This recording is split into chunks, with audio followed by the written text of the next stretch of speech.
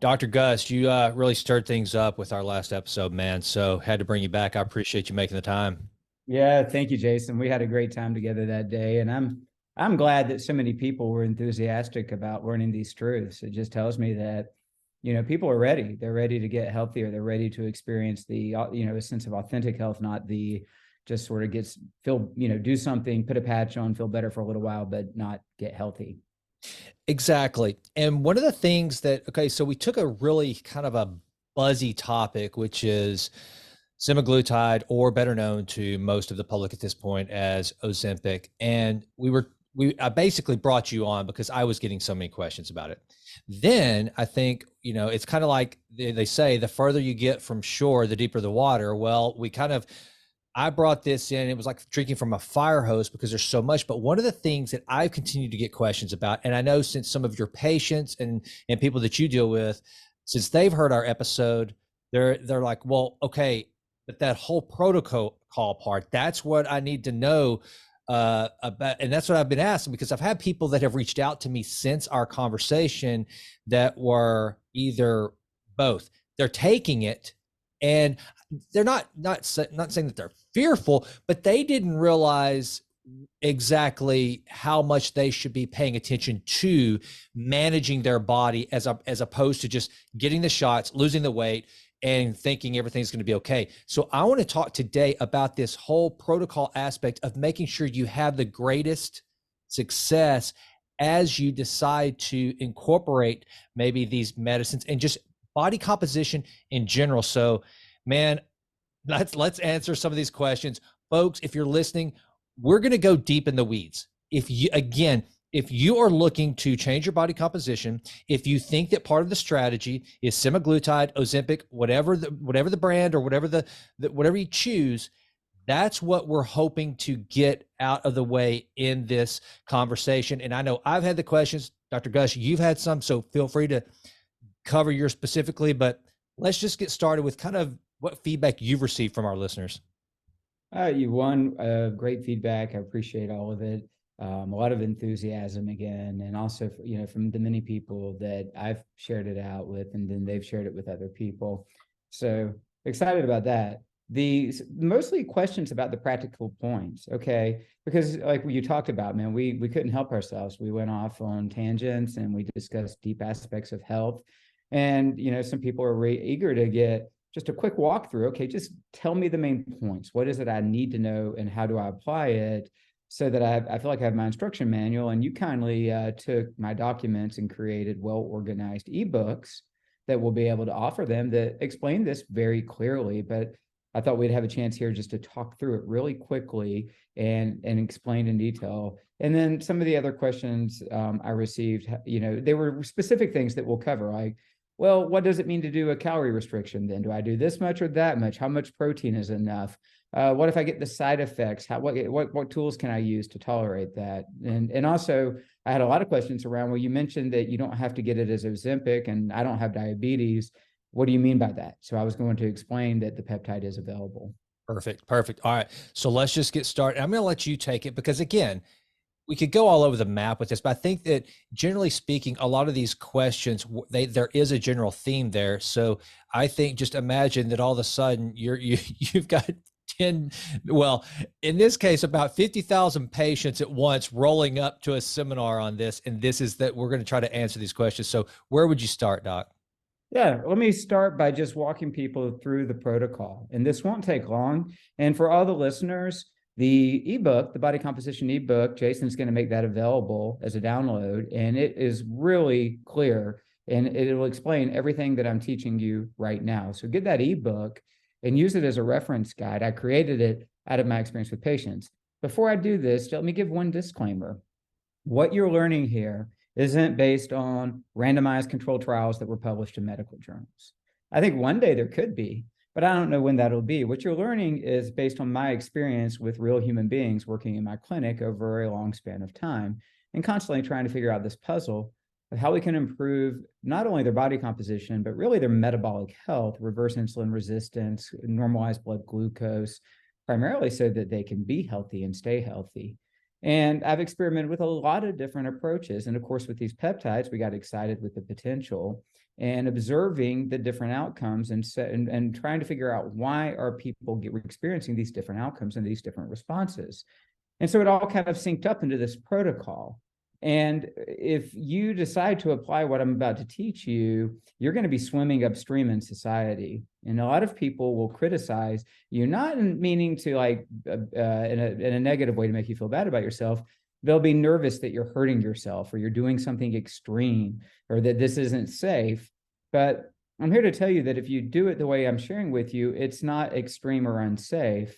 It's just a different way of understanding how the body is designed and how it responds to these inputs so you can get the result you want. And if you just look around at our society, you'll see the approaches we've been suggesting aren't working. So, so we've got to find a way. So I've got dozens, if not more, case studies of real humans where we follow their DEXA data, meaning we actually measure their lean mass and fat mass very precisely.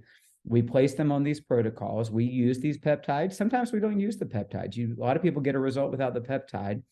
And then we also monitor their blood data, looking at hormones, metabolics, immune system, inflammation, to make sure that there's no indicators that we're missing something or that we're taking them in the wrong direction.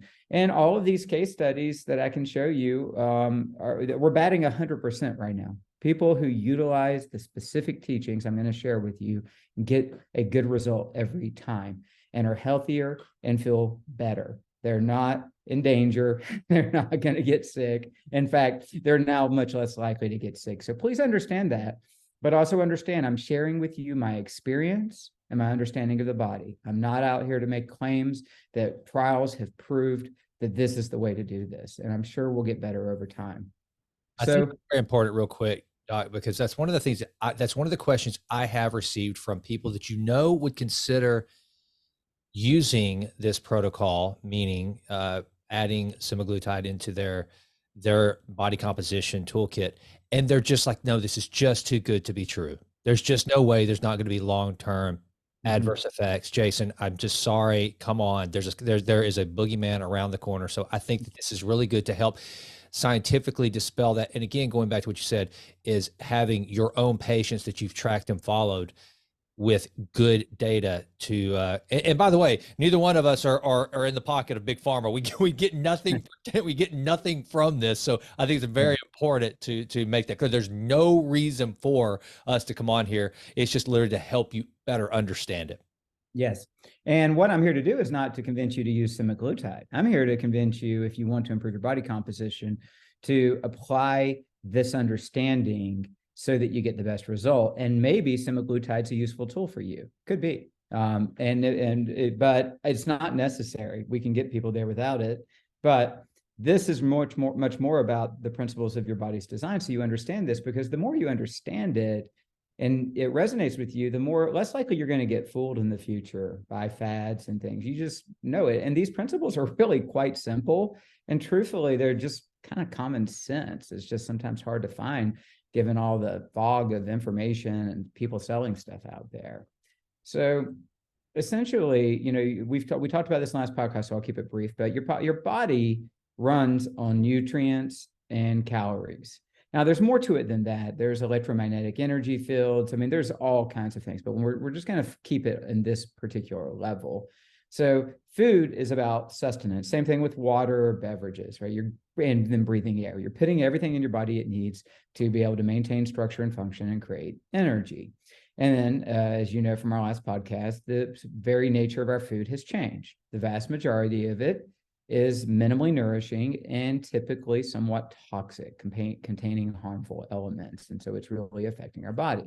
So we have to really think about what was it our body was seeking from food? Why is our nervous system entrained to drive us towards food? Well, it was seeking two things, but the first is the most important. It was seeking the actual nutrients that allows your body to work properly. This includes macronutrients like amino acids, which come from protein, and essential fatty acids, which would come from, of course, different types of fats that would be in the food we would eat. It also includes all the micronutrients, all the different vitamins and minerals that our body has to have to function. Those are the things that our body is built out of and maintain function. That's what the body has to have. And the nervous system is seeking those things. And it starts to get very stressed if it's running out of those things because the body can't maintain function. It's also seeking calories, actual energy from food that it can combust and turn into something called ATP, which is your cellular energy. But the body can go along, it's designed to be able to go through stretches with minimal calories as long as it has nutrients available to it. And so typically when someone would follow a diet, a starting place right now for 100% of people I've tested, if they're not already aggressively nutritionally supplementing, is they have either insufficient or outright deficiencies of many different essential nutrients. The starting place you can just assume is you're not, you're not fully repleted with the nutrients that your body requires based on my testing and based on population health studies. So then you start eating less food. So now you knock calories down and you knock nutrients and protein down.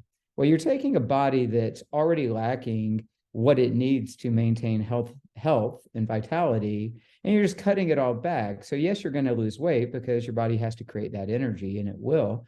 But eventually you struggle. You're just tired and hungry, and you can't work out because you're too weak.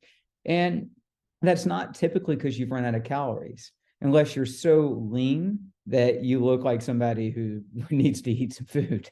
And this happens to people all the time who have 100 extra pounds on them and they lose 30 and they get to this place. They're not out of calories. Their body still has 70 more pounds of calories that it could use for a long period of time. It's just not getting to those calories. So the first thing to understand is that you've got to optimize this nutrient status, and you can do this through supplementation. And if you're going to end up using this protocol and really cutting your food consumption back and using something like semaglutide, which will cause you to cut your food consumption back, you have to optimize nutrient status or you're not going to get a good result. Does that make sense, Jason? It makes perfect sense. But one of the questions I do want to ask you is something that did come up from one of the listeners, because they really zeroed in on the supplementation aspect of this. And the question was, Jason, I've always heard that supplements just end up making for a really expensive, they said pee, but I guess we can clean it up because we're real big and fancy, really expensive urine. Yeah. But Dr. Gus really seemed to emphasize supplementation. How can you explain to me that this is not just making me have really expensive urine? Yeah, well, it's a great question. And it really depends upon many different factors. What was your nutrient status? If you're taking things your body already has plenty of, yeah, then you're probably just, excreting those. Also, what type of supplement did you take? Was it bioavailable? Was it something that's easily absorbable over the gut? Is it something that could be transported into cells? Is it the right type and form of nutrient? Was it synthetic or food-based? I prefer food-based, but we do use some synthetics in the protocol. But as much as possible, we try to maximize nutrient density from real food sources. It may be in a powder or a capsule, but it was actually derived from real food that didn't have toxicants in it. And then the gut function, right? If your digestive function is reduced, which most people do have reduced digestive function, then you're not really digesting and absorbing everything that you're putting into your body, which means you're really wasting it through your poop, not your urine. And then your gut biome, if it's wrecked because of all the pesticides and herbicides and other things and acid suppressors and anti-inflammatory medicines, and most people do have some issues with the balance and diversity of their gut biome, then you're not able to process every nutrient into the form that you need it in your body because your biome does some of that for you. So there's a lot of complexity to that question, but I can tell you this, you're not going to get it from the food, period. So you're either going to live without it or you're going to begin to supplement. I think the best thing to do, if you can get access to it, is get an intracellular micronutrient test and know what you need. I use the ones through Vibrant. I do have a short course I recorded after our last podcast because we talked a lot about toxicants, gut, and nutrients and how that foundation has to be built to get a good result.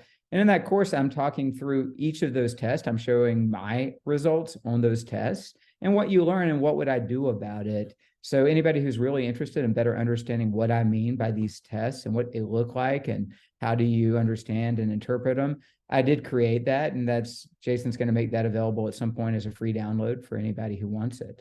So it'll help you to understand. So the best case scenario is you actually get your own test. You identify what your needs are. You use really good, well-designed supplements that have bioavailability to fill in those gaps, and then you remeasure after a few months.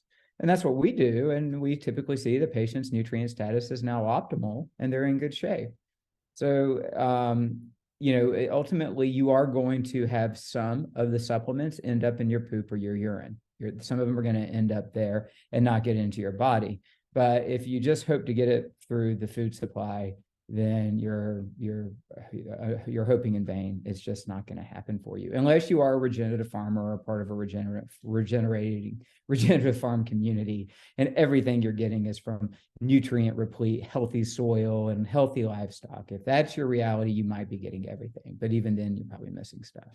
So, okay. So in a holistic approach to this, just to kind of recap what I heard you say there is, if I have a healthy gut biome, and if I'm eating the highest quality food my budget will allow, which means primarily organic, I suppose. Mm-hmm.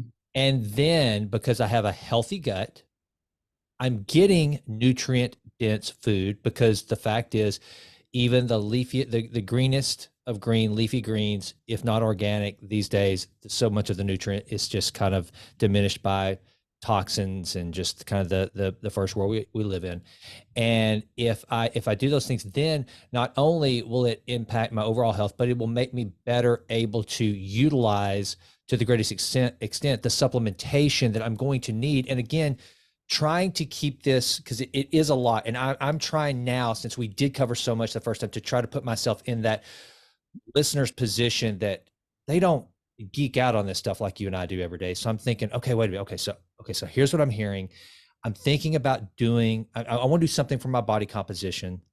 And so you're telling me that I heard some screening I need to do, my gut biome, I need to understand that. I got to get that healthy so that my supplements work better, and I got to eat certain foods. So I want to back it up to this point. Would you say, Dr. Gus, that as part of even beginning this protocol, should I have these screenings done to see exactly where my deficiencies are? I mean, because we've talked about this, and you mentioned it earlier. You don't have to take semaglutide to have these results, but people that have struggled, and we covered that in the last podcast, for genetic reasons and, family history, it might be the thing that really kind of gets you just in a space of feeling you have some control. But all things being equal, whether to help determine that question, I guess would be with my question, to help determine whether or not this is a path to go on, what screening should I get day one, as far as blood work, gut biome, as far as part of the overall protocol? What information do I need to know from day one before I can even move forward and get into the supplementation, whatever I'm going to do? Well, I'm sorry to do this, but let me back up and make it easier than that. And then I'll tell you what that is the case. So the best case scenario would be identify a clinic or a clinician, and this could be led by a health coach who has the tests available: a comprehensive gut assessment via stool, a urinary comprehensive toxicant assessment, and a blood intracellular and extracellular micronutrient panel. That would be the best thing. Dr. Gus, real quick. So somebody out there that's on semaglutide are thinking right now and has not done some sort of a screening. What would you say to them? Well, I was about to just say, so that's your best case scenario, but I'm about to back it up and say, but you don't have to do all that. Okay. Let me just tell you what I would do, because it's going to be hard I wouldn't share this protocol if I thought the only way to use it was you had to go get all those tests done. Right? I wouldn't share it. Yeah. So that's your best case scenario. And then a health coach could walk you through and help you fix all of that. But this is what I've learned, that, I mean, if you will apply these principles, which fix the gut and fix nutrient status and clean up your environment, you can just jump in and do this, because you're going to get healthier anyway. your body will become more resilient. And so let me back up and just try to make it really simple. You would need to optimize your nutrient status, and that is going to involve some supplementation. And we have the list of the minimum, like of what I recommend at the bottom. You also are going to need to make sure that you're attending to variables like stress and sleep while you're doing this so that you don't crash. In order to lose weight, you're going to have to create a calorie deficit. You're going to have to cut back on the volume of food you eat. That is critical.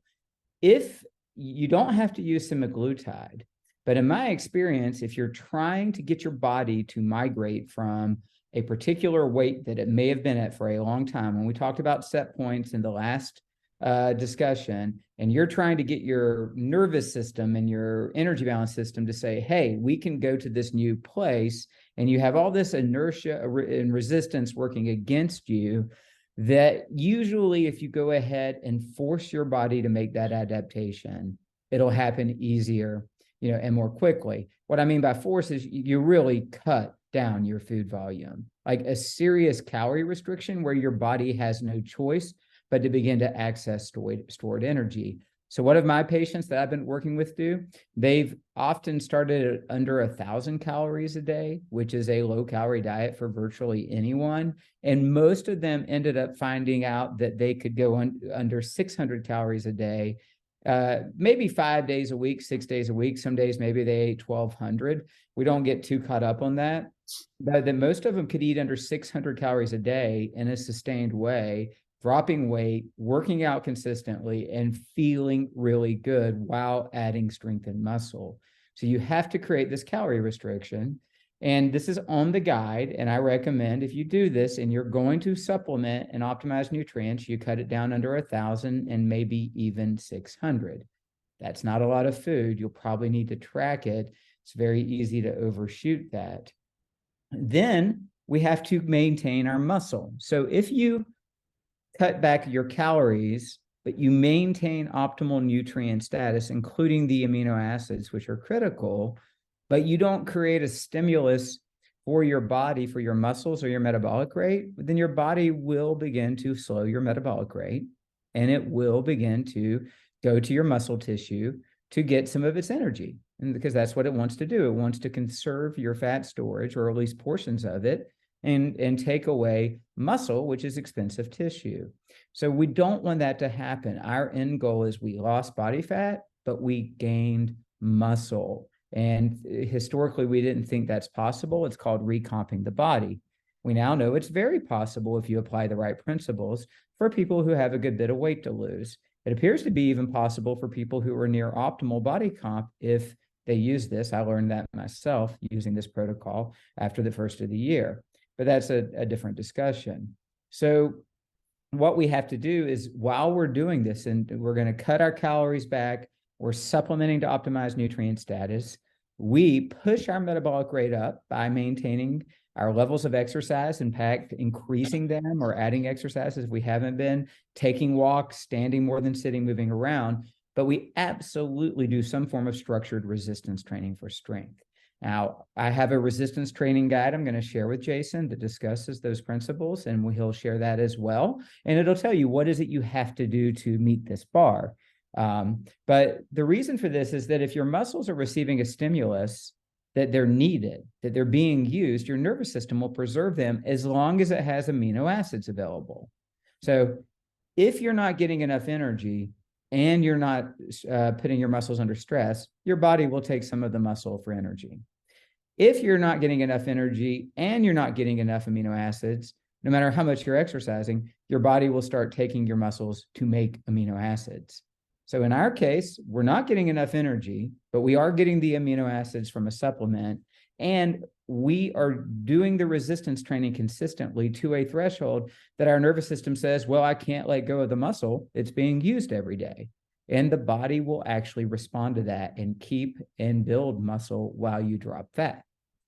Does that make sense, Jason? Makes a lot of sense. And I think one of the things too, that while we're on this topic of maintaining lean muscle mass at a time whenever you're pushing towards a caloric deficit, which one of those first things to go whenever we start to really figure out how to dial into the Goldilocks calories and calorie restriction approach without overdoing it is this lack of protein. I know that we talked about it in the longevity masterclass, but if you would, for that person out there that they're stuck in this mindset, the only way I build muscle is to consume lots and lots of protein. And if I'm going to start out, I mean, I'm willing, Dr. Gus, I will go 600 calories to 1,000 calories, even though I usually eat 3,000, but I'm headstrong. But when you tell me that most of my protein comes from steaks, I'm going to have to pull way back on that, or red meat of any kind. Explain how the amino acids can, in fact, help make up that protein deficit that you might find yourself in as you start to recomposition your body. Yeah, thank you very much. Yeah, so the protein target is very high. This is strongly scientific. There's an enormous number of randomized controlled trials, our gold standards for research, demonstrating the priority of protein for preserving muscle and adding muscle. So this one's not debatable. And there's also a huge body of science, good research, that if you're trying to recomp your body or just even lose fat, using a high protein diet is far more effective for a couple of reasons. One is you do tend to preserve muscle, and protein is very satiating. It tends to keep you full longer. Now, part of that is it takes longer to digest, which is true. But the other is that your nervous system, when it senses amino acids coming into your gut, it's pacified. It's like, okay, we got that. We don't have to worry about that. So the protein is just it's not a debate. We know it's needed. Again, people are going to bring up mTOR and longevity and protein cycling. That's a different topic for a different day. We're talking about optimizing body composition, which is way up the priority chain from that type of stuff. Absolutely. So we got to get this done first. Then we can talk about doing that. So it's best when you can individualize your target, because it depends on your gender and your weight and age and activity level. But these are some bars that I've just set for people if they're going to try and lose a decent amount of weight while they keep their muscle. At a minimum, for women, an average size woman, you got to get at least 120 grams of protein. And I'd prefer 150. For men, a minimum would be 150, and I would prefer 180. Okay, so remember that. Women, 120 to 150, men, 150 to 180, and I favor the high side. Well, how are we going to get that? Well, before we talk about that, let's talk about how you distribute it, because you can't consume all of that at one time. Even if you could, you'll only utilize maybe 40 at max 50 grams of that protein to build up your body. The rest will just get detoxed through nitrogen elimination pathways or converted to calories. So the best thing to do is to take whatever the number is, anywhere from 120 to 180, and divide it into 4 portions, every 3 to 4 hours throughout the day, and have we want to honor timing principles. You don't want to eat close to bedtime. That's on the document. It's clearly explained on the document, so I won't go into that right now. But a lot of people are using intermittent fasting successfully to control eating behavior and to lose weight and get healthier. I love that. But most of the time when I put people on this protocol, they're not eating many calories. So the body is under a lot of calorie stress. They're physically training their bodies hard. So their body is under that type of stress. It's not under nutrient stress because we've maximized that, but we've got these other forms of stress. So I'm not really into trying to fast while you do this. I'm like, why don't you go ahead and stick to what we'd call a 12-12, meaning a minimum of a 12-hour overnight continual fast, no food or beverage calories, but have 12 hours where you're layering in this protein 4 times spread out over that feeding window. The other option would be a 14-10, 14-hour overnight fast with a 10-hour window. Again, that's not for people like you and I, Jason, in the state we're in. This is for people who need to drop the weight and are trying to fix their health, and they're going to put their body under pretty severe calorie stress and physical stress. I don't want them to then also restrict food from a timing perspective. Does that make sense? Absolutely. Yeah. So don't go with a 16-8 or an 18-6 type of intermittent fast and try to do this. It will not work. Go with a 12-12 or a 14-10 and try to distribute the protein every 3 to 4 hours throughout your feeding window. Now, what does that look like? Well, it can be food-based protein.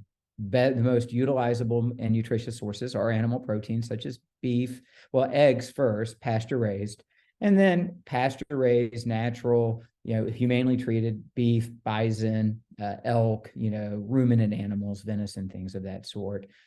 Some seafood maybe, but caution about sources. Some chicken, but caution. So those are one way, and then you can get some from plants, of course, beans, legumes, things of that sort, but you don't get as much protein. You don't end up assimilating as much. Now, you can also use protein supplements, whey protein powder or plant-based protein powder. Good quality, of course. I think we have some links for those that I would recommend. And each scoop is typically 25 grams of protein. And so you could have a scoop and a half, and there would be 40 grams right there. And that's probably your body could take that in okay. And that's reasonable. And then my favorite option and the easiest one, because you're trying to lose weight and minimize calories, is to use essential amino acids. Now, the essential amino acids are just the 8 essential amino acids in specific ratios in tablet or powder form. They don't have any calories. They don't create an insulin response. They don't break a fast. They are a protein equivalent. When you take them, they're 100% absorbed regardless of gut issues. So they're getting into your bloodstream, and they are 99% utilized for protein synthesis by your cells. They're not detoxed through nitrogen elimination pathways or converted into calories. They are simply used to make stuff in your body. And so when you take a portion of them, it's bioequivalent from anywhere from 16 to 25 grams of protein, depending on what you compare it to. If you compare it to eggs, which are highly utilizable forms of protein, maybe 16. And if you compare it to most other forms of protein, it's 25 grams, meaning each time you take 5 of those tablets, it is as though you ate a portion of protein. You can also take 8 or 10 of them potentially and get an even better response. You don't need to exceed 10. There's not much more value, or 2 scoops if you prefer the powdered form. So most of my patients just start using this, and because they can wake up in the morning and they can go ahead and take 5 or more, and they immediately are putting into their bloodstream quickly the stimulus of those amino acids, and your body can make the other 14 that it needs. And if it has those 8, it will. So you don't have to worry about what about the other 14, not at least on a hour by hour basis. Over each day, you want to get some complete protein. You don't want to only take the amino acids, although they've done studies with them and they turned out quite well for periods of time. So they can take them first thing in the morning, and they didn't break their fast. They didn't get any calories. And now they have the equivalent of 20 to 25 grams of protein in their system. Or if they took more, then they have more. Then they can go ahead maybe a couple hours later and have their scoop of whey and make their protein smoothie. And now they just got another 25 or 30 grams, or possibly more if they use more of the whey. Then they might get around to midday or like 1 o'clock, and they're not hungry at this point, especially if they're on semaglutide. So they just take more amino acids. There's your next portion. And then they get around to 4 o'clock. Maybe they take another portion. Maybe they drink more protein. Maybe they eat a snack that has protein. They eat some protein at dinner, then they take another portion at night. By the time you get done with that, you've had probably 2 portions of food-based protein, maybe 1. You've had your protein shake as your other, but you've had multiple portions of the amino acids, and now you've got the equivalent of 180 to 200 grams of protein into your body. So that was a long-winded, I know, but I'm just trying to stress how important this is. I have a real question whether if we just used only the amino acids and essential fatty acids like omega-3s and did the same protocol and maybe had them just take a multivitamin, not all the extra stuff, if they wouldn't still be getting these results, because I think most of it is due to the availability of the amino acids, because most people are walking around insufficient of those right now. I think it's a great question. And I think it also helps for the listeners, especially females who hear this and they get scared of protein. They say, I don't want to be bulky. I don't want to add that much muscle. That this is a way that essentially essential amino acids will give you the impact, and you can kind of rest assured. First of all, muscle is good. I won't go into the whole detail. I won't go on a soapbox about why you should never worry about being bulky, especially if you're a woman. But nevertheless, I would think this would help alleviate some of that concern. Yes, absolutely. You're not going to get bulky. I promise you. And yeah, you've got to have this protein. If you're trying to accomplish this one thing, this is what you've got to have. Now, again, 90 something percent of people that come into my clinic who do eat an omnivore diet, both plant and animal, sit down. And those who say, oh, I love protein, when we do the inventory, they're not consuming enough protein. And they're shocked and they realize it. Then I'll show them their blood markers. If we have the nutrient test, I'll show them that their essential amino acid levels are low and that many amino acid metabolites are low. But also, often we'll see other markers on their blood test, signs that their immune system isn't functioning optimally. Hormones are downregulated, possibly protein, measurable levels of albumin are borderline low, uric acid's borderline low. Those are all signs your body's not getting enough protein.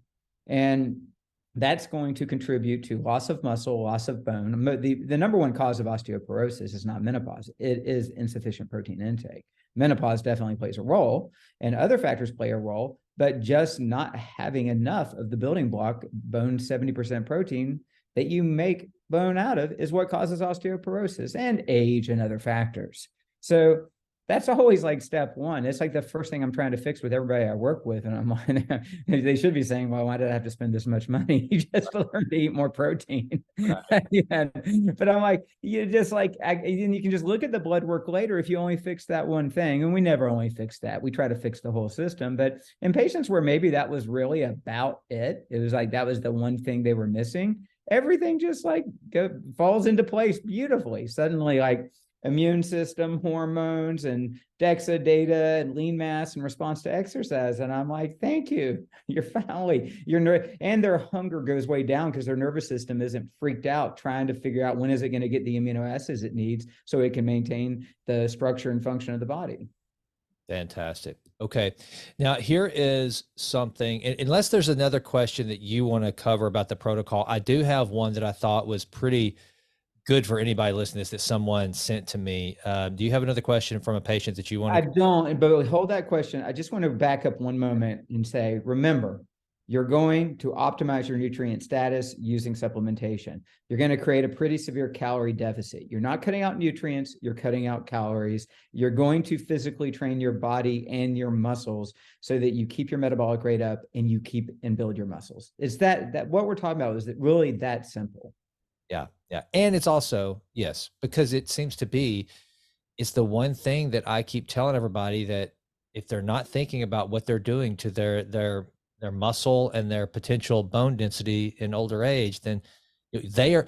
So here's the deal for the listener, and you're the physician, obviously, but what I've been kind of trying to explain to people is you're looking for the boogeyman around the corner, this horrible side effect, because all medicines are bad. There's no way that there's not some piper to be paid at the end of this deal. Well, you are the one that's in control of that. You are the one that creates the adverse impact of these peptides if you don't follow these proper protocols to take care of your system nutritionally and make sure it gets the micronutrients that it needs to be healthy and have the muscle and bone density, right? I mean, so essentially you as the actual patient, you're the one that creates the bad side effect, not the peptides in and of themselves if you decide to go that route, right? Yep, that's Okay. exactly right. Yes, 100%. Yes. Yeah. And I just want to keep backing up and reminding people, in the end of the day, this is not very complex. It sounds like it because the principles that undergird it are very complex and I don't understand them all. I'm interested in what works. Right. Yeah. And that I can say it appears to be working because it really makes sense of how the body is designed according to how I know it at this time. Right. It's really not that complex, but you got to get it right. The document that Jason will make available to everybody is very clear about this. It's everything I'm sharing with you, except for all the extraneous details you don't really want, are right there in that document. So ask that question, Jason. Okay. So here's the one, and I think that it's perfect for you, Gus, because I think that you spend a lot of time through your heart for your patients dealing with this question that somebody sent in that was basically like, they're just struggling mentally and psychologically about this. And here's the question. Dr. Gus, how do you help patients overcome mental and emotional barriers to achieving body composition change? And what methods do you find most effective for improving their well-being from an emotional/fear standpoint? So it sounds to me like someone that when they hear the calorie restriction, they've got some history, be it hereditary, just their own life, they're like, this kind of freaks me out to even think about only eating 600 to 1,000 calories and really getting this. How do you help your patients overcome some of those mental barriers to get to this point? Yeah, that's such a wonderful question. And I appreciate the person being honest about that. It's not easy. I'm not a trained therapist, for people with eating challenges, but I've worked with a lot of people with these challenges, and I have a lot of compassion. And although some people might look at me and say, well, you've probably never had this struggle. When I was 40, I'm 53 now. When I was 40 and I was 5, 6 years, 7 years into trying to run a little primary care medical business with 3 little kids in my home under financial stress and time stress and taking call, going to the hospital, I was 30 pounds heavier than I should have been. I'm 30 pounds lighter than I used to be. Now, I didn't look like a guy that had that extra 30 pounds because, I kind of wore it well, Yeah. but it was definitely there. And so that's a lot of weight I was carrying. And now, thankfully, at 53, that 30 pounds is gone, and I've added a lot of muscle to my body, and I feel great. But I have been on my own journey with this stuff as well. And so it's not like I'm just stand outside and try to help people who are on the journey. But, first and foremost, what I share with them, one, I don't ask anybody to take a journey that involves too much fear. Right? Like if it's going to be something that's going to stress your brain out, possibly trigger higher levels of anxiety, affect your sleep, then maybe we need to go do some mental work first before we push you in this direction. I don't tell my patients come to me and express their goals. I help them evaluate their health, and I give them an honest mapping of their system and how it makes sense of the story of health that they've shared with me. And then we talk about how they can tell that story, how they can experience the story of health that they're expressing their desire for. And that's what my work is. And if someone comes in to see me and they have 40 or 50 pounds of extra weight, and they're like, that doesn't bother me, and it's just not one of my goals, I'm not going to spend a lot of time pushing them on that. I'm going to say, okay, I'm here to serve you. What are your goals? Now, in my mind, I'm thinking if I find factors on their blood tests that indicate that weight is causing them health issues, then there's a part of me always thinking, how can I sneak it in somehow? Because I want them to be healthy, and that's part of it. But it's so if they come and they're like, I got to lose this weight, I can't live with this anymore, but I'm scared to death about this. One of the first things I'll share with them is that they probably have never tried to do this with optimized nutrient status. So they never have known what it could feel like to how to manage hunger and energy and emotions with a full playing deck inside their body. And that it's probably going to be a different experience for them than it's been before, because a lot of what caused their challenges were nutrient deficiencies. So that's always, yeah. And then I'll say, hey, look, before we even cut back your calories, let's just optimize your nutrient status and see how differently you feel. You'll probably notice that cravings are reduced. Your overall hunger is reduced. How much you eat is reduced. And we could just take that step first. It only takes a few weeks to a month if you'll let me do it aggressively.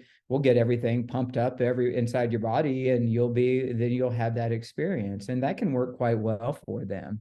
Some of the patients who come to see me who we do this will do their genetics for eating behavior. So we actually look at their genetics for hunger and satiety. Doesn't change anything in the end, but as we show them the patterns and the genes that can drive excessive eating in our modern environments, and explain how this wouldn't have happened in historical times. You would not have gone over to your neighbor by the fire and clubbed him over the head and taken his portion of the buffalo, right? That's not what would have happened. Not that you're doing that now, but you wouldn't have had such a drive to overconsume that you would have done that. It's because of what the food engineers have done to our food and the way it's manipulating your brain and taking advantage of genetics that were a good program, but not a great program for our modern environments. And what that does for them is it really makes sense of their challenge, because we can look at the genetics for hedonic eating, which is, of course, craving and dopamine and serotonin. We can look at the genetics for their energy balance system that regulates metabolism and fat storage, so they can understand that, yeah, they got a lot bigger than everybody else, even though they didn't seem to be eating a whole lot differently than everybody else. And that wasn't because other people were doing something like really good and they weren't. It's just genetics that potentiated it. And then the intestinal peptide genetics that influence those hunger waves. So when we can decode it and break it down like that for them, it's not that it changes what we have to do. We're still going to follow the same plan, but it depersonalizes it for them. Yep. It's no longer, yeah, gosh, I'm flawed. What's wrong with me? It's really, oh, this was just how I was designed. And like all of us have some mismatches for our modern environments. Every one of us. It's just that when your mismatch is in regards to the food piece and you have these obesity potentials, everybody can see what your issue is. Yep. You know, whereas the rest of us, it might be something very different and then that other people can't see, but we're still struggling with it. It's still going to impact our health. It's impacting our well-being. And, you know, when you do the work I do for as long as I have, you see so much Right. and everybody and yourself. You know, if there's one patient I work on more than anybody else, it's me. You know, Amen to that. yeah. And so you see it, and one, you learn to stop judging anybody, right? Period, and stop judging yourself. You know, now, yeah, identify self-destructive patterns and start figuring out how to fix them. Like that is, I guess, a form of judgment, but don't like negatively judge yourself or judge other people. Two, everybody's struggling with something.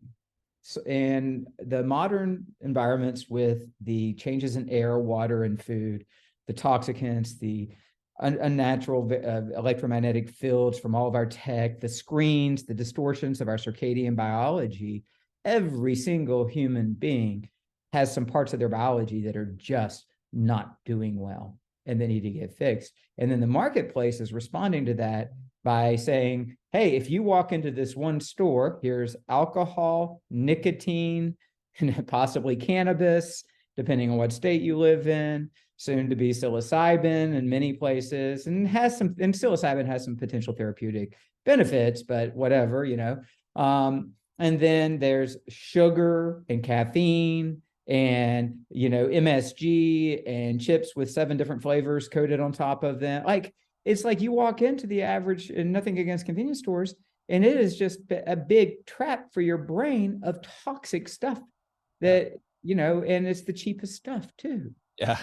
You know, and so I'm not criticizing people who end up in those situations at all, but I am suggesting that our system, with the time that we've arrived in, like it's so easy to go pacify with tiny little band-aids that are insufficient our various ways that we don't feel good, instead of going back and building a foundation of health and creating a new path for ourselves where we experience our bodies as God designed them to be. Everybody who takes that journey, and you'll amen this, never looks back again. It's not a struggle. I don't worry. I don't struggle with not drinking alcohol. I don't even think about it. I don't struggle with overeating some junk food. It doesn't mean I might not have a chip and some sour cream and onion dip at somebody's like afternoon soiree, but you know, because I don't freak out about all that kind of stuff. But I'm not going to sit around like worried about that. I'm not, you know, I have no interest because I feel too good to give it up. Exactly.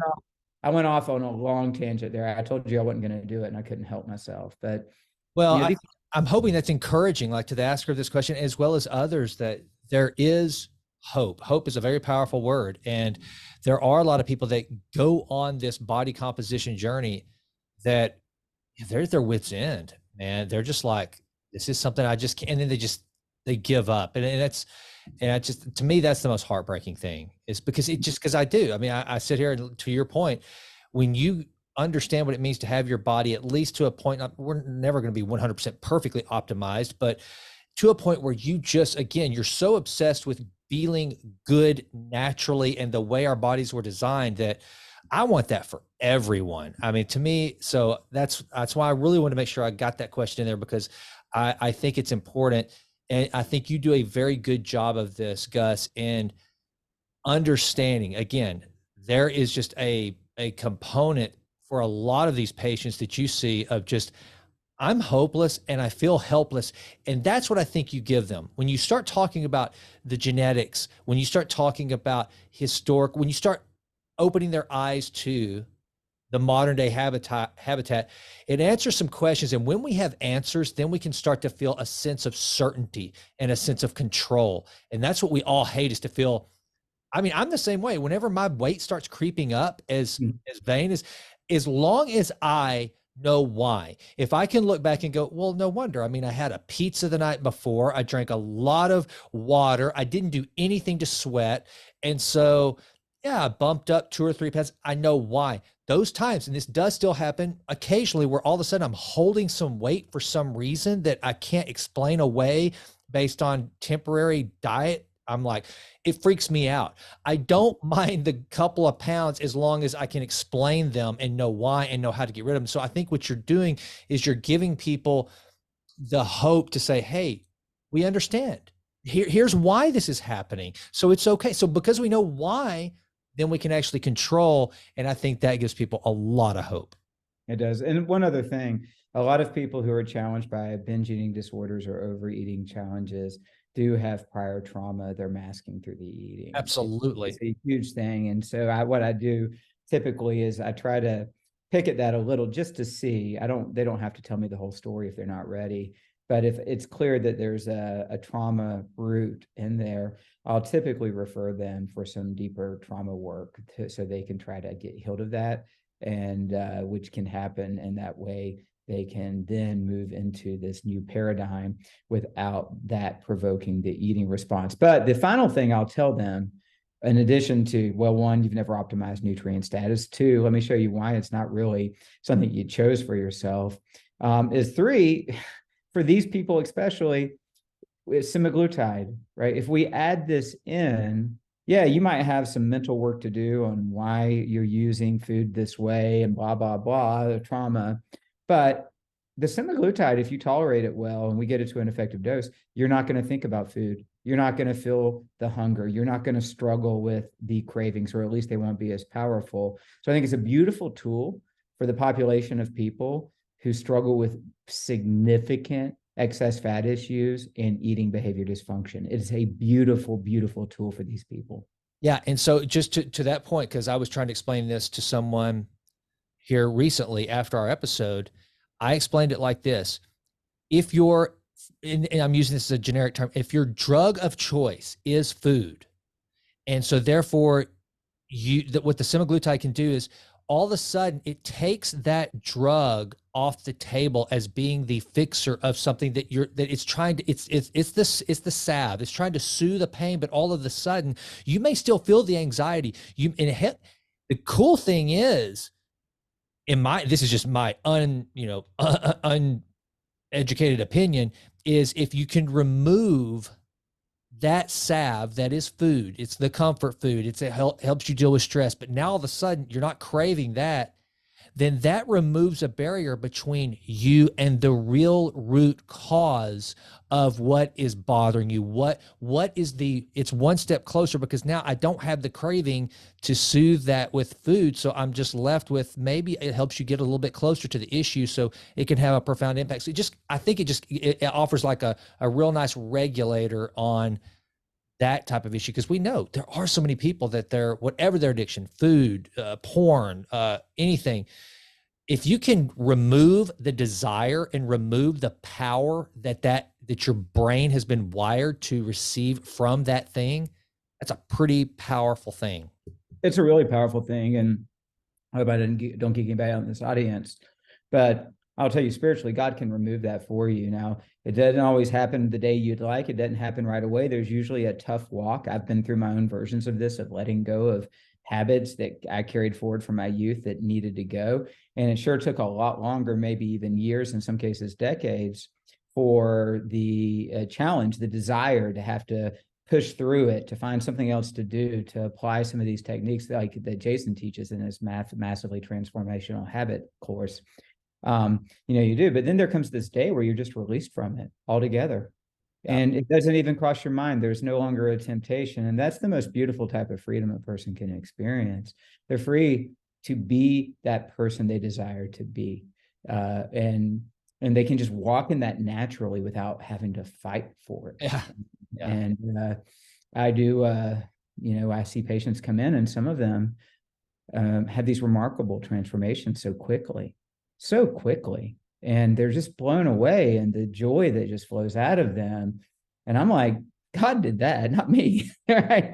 I never do it. It's them that do it, and it's their bodies that make it possible. Maybe I play a role of being a helpful guide in the process, but in these particular cases, I'm like, nah. That was just pure and simple. You looked up and said, it's time and I need healing, and healing came upon you.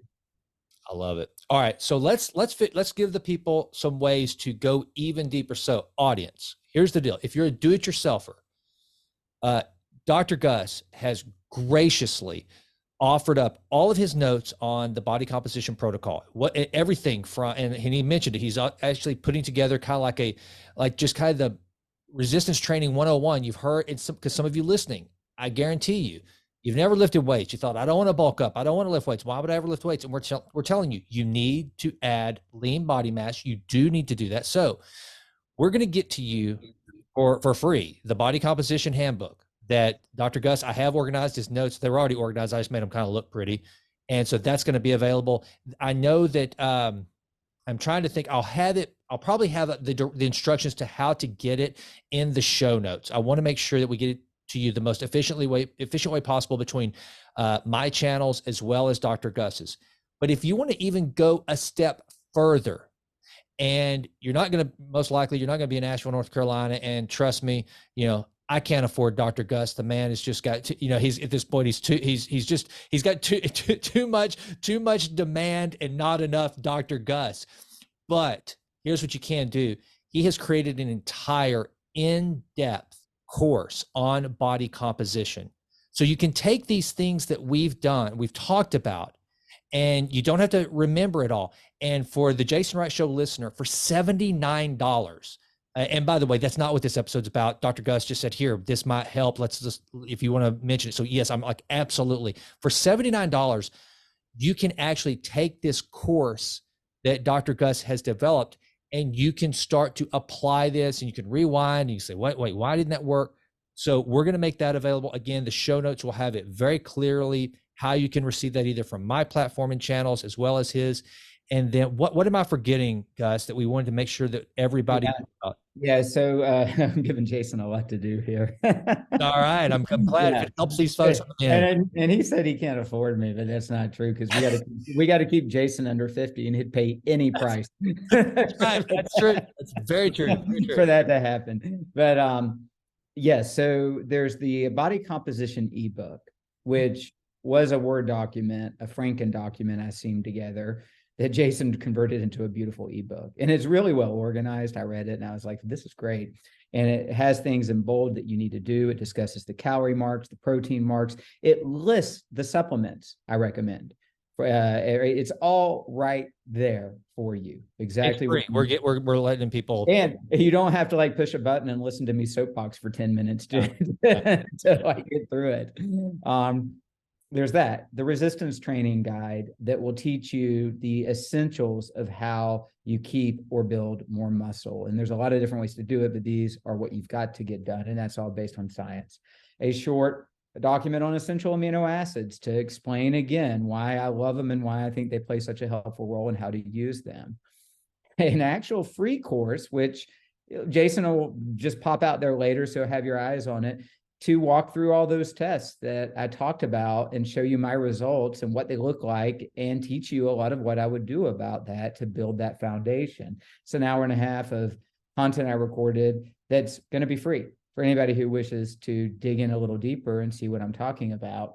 And then finally, it's the body comp course. That's the one purchasable, because that's a professional course that has at least 5 hours of teaching in it, and there'll be more to come. And in that course, what I did is we start with the simplest stuff. Like, you got to get this right. You got to get this right. We'll teach you how to do it. It has accompanying PDFs that explain everything and resources. But then for people who have a particular problem area, possibly eating behavior, we go into a lot of strategies and understandings around how you can begin to change eating behavior and how to use mindfulness of eating principles and things of that sort. We get into toxicants and how to deal with that. We get into mitochondria function for energy and efficiency, so you can eat less food and make more energy.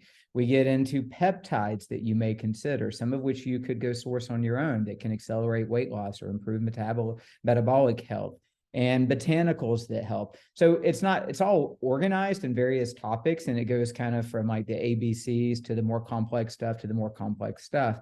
But it was literally like, I want someone to be able to have every single thing I would teach them about optimizing not just body composition, but health, available and be able to take it at their pace to their level of understanding and capability. So that course is $79, which is, I think, actually a really good deal. Yeah. Yeah, you don't have to go to medical school to you just get to go download it and learn it. Like we didn't have to go through all the stuff you went through to be able to figure this stuff out. Yeah.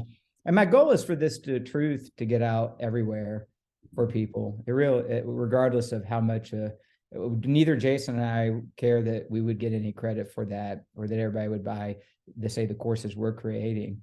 But we're creating them because we want truth to be able to move through our culture, because we're in a health crisis and it's about to get a lot worse. And as I shared before, the biggest area that impacts how I feel, where I get a real sense of grief, is with the children and what I'm observing in children. And so it's just like, the more people who can understand these truths and have some simple strategies to begin to fix it, we could tilt this back. We could take it back in the direction of human beings being the image bearers that God created us to be on this planet. I love it. Amen. All right. And here's the last thing that I will leave you with, Jason Wright Show audience. Send us questions. Dr. Gus and I were teaming up to, again, like he said, we want to solve some of these problems. And I want to use this platform to answer your questions. Look, I geek out on the research and trying to figure these things out for myself, but to be able to deal with someone like Dr. Gus, who understands integrative health from an actual MD standpoint, is such a benefit. And so send us your questions, keep sending them. We're going to keep doing these, ask Dr. Gus anything, and trying to answer the question. If we miss something today, if you're still not clear, get the free body composition handbook that I'm going to have out there for you. Get all the resources that we're going to provide. And if you still don't get it, send me your questions. If there's something else that you want us to talk about, I know one of the things, Dr. Gus, we talked about a little bit is kind of the absorbability of supplements, but I think we could do an entire show on just supplementation. Take from blood work to supplementation. Whatever you guys want to hear us talk about, give us those questions, and we're going to try to make these more regular, where I can get Gus and his big brain to answer the Jason Wright Show audiences. Because obviously, as part of improving always and always, definitely taking care of this body that is our temple is incredibly important to that end. So send me the questions, and you can do that by going to jasonrightnow.com. Just fill out the contact sheet. Go follow me on Instagram at jasonrightnow and just DM me your questions.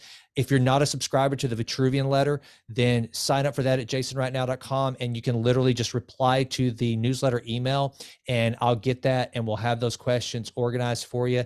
And we will just keep trying to bring the best information possible for you, the Jason Wright Show audience, and any of Dr. Gus's patients that are listening. Same thing. I will share every single thing that I get with him, so that we're working in tandem to make sure that no stone goes unturned. All right. Yeah. And then real quick on my contact, can I give my contact, Jason? Please do. Absolutely. Yeah. So last time I gave my email address. I'm pretty hapless at this time. My professional website is drgusvickery.com. That's drgusvickery.com. And that's where you can see videos of tests and case studies and find blogs, and also a link to the video courses. Our practice website, where my colleagues also work and offer programs, and where we also offer health coaching packages and access to tests like we're talking about at affordable rates, is AuthenticHealth.com, www.AuthenticHealth.com. And then finally, the courses, and Jason will, of course, put these in the show notes.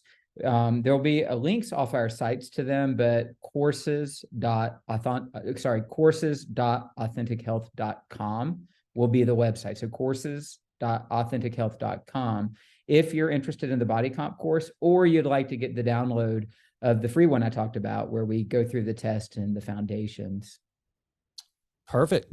Well, Dr. Gus, thanks so much for sharing the time, brother. I appreciate this follow-up. I think hopefully this is going to help a lot of people, because that was probably, I didn't think that, there's some, that thing's probably going to end up being the #1 episode of 2023. It was huge, and I know questions will still come. So thank you so much for being willing to do a follow-up and turning this into just a regular part of the Jason Wright Show, to have some time with you. And this is great. So I appreciate the time, man.